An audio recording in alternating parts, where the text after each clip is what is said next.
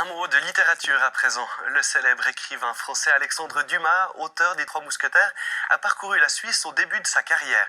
Il a fait le récit de ce voyage dans un carnet qu'il tenait. Un historien de la Broye a retracé son parcours et publié un livre sur la question. Élodie Bautron. Alain Chardonnance est historien. Passionné par Alexandre Dumas, il s'est lancé dans une réédition de l'un de ses écrits, Impressions de voyage en Suisse.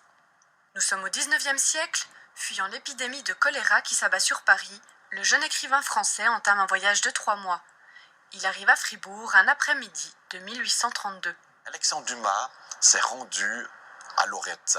Il est fasciné par ce petit bâtiment, par cette chapelle, par la grandeur des statues. Et lui, depuis Lorette, il regarde la vue de Fribourg. Il voit cette topographie tourmenté. Il se dit même que Fribourg ne peut pas être habité par les hommes, mais uniquement par des chamois. Et tout à coup, depuis le promontoire, il voit le début du pont suspendu.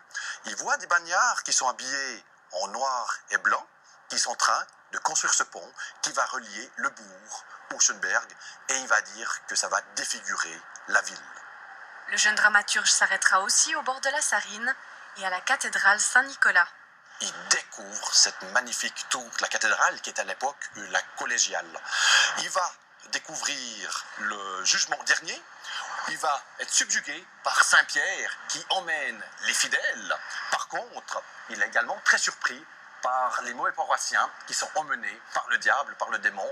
Il est tellement surpris par la hauteur de la tour de la cathédrale qu'il va dire c'est une tour de Babel. Et il se questionne comment on a réussi à construire une tour d'une telle taille alors au nord des Alpes. Mais Alexandre Dumas n'a pas seulement commenté ce qu'il a découvert lors de ses visites, comme l'a observé Alain Chardonnance, des touches de romantisme, d'imaginaire et parfois d'exagération ont été ajoutées ci et là dans le récit. À Fribourg, il y a des erreurs. Il dit qu'il passe par la porte de Morat en franchissant le Gauthieron. C'était plutôt le Lavapesson. Et c'est vrai que tout à coup, en examinant ses écrits, on se dit qu'il s'est beaucoup inspiré du guide du routard de l'époque, qui était le guide Hebel. L'idée, c'était d'avoir un lectorat fidèle à Paris. Et l'opération a plutôt réussi. Ça a provoqué, comme on dirait maintenant, le buzz.